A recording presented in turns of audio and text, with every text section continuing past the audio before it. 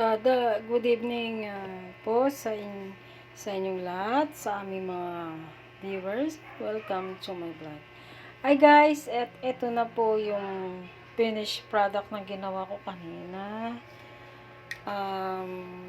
Sorting po sorting ng kulay at nagsalin po ako kanina kasi na-mix ko na po siya kahapon at magdamag pong iniwan. At ito na nga po, okay na siya. Ayan.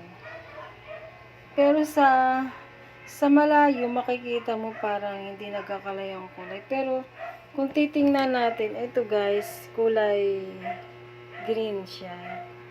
Kulay green. Ayan, kulay green. Ayan, kulay green siya.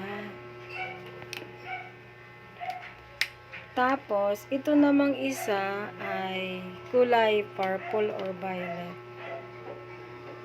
Ayan. And, 3 colors po siya. 3 colors. Ayan yung natira.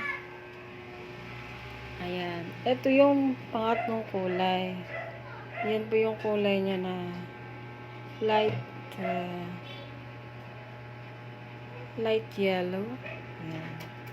So, ready na po ang dishwashing liquid. Ayan. Merong 1 liter. Ito po yung 1 liter. Ayan, 1 liter. And then, ito yung half liter. Ready na po. Bukas yan. Ayan.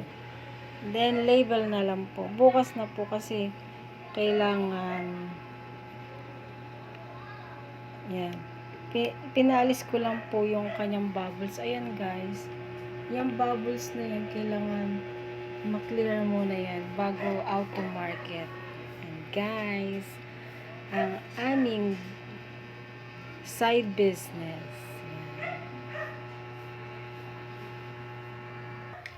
Ayan guys. Kasama yung Zandrox. Ayan guys, thank you for watching, and meron na naman po kaming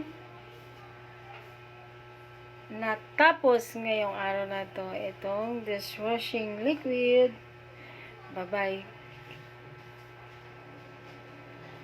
bye and take care.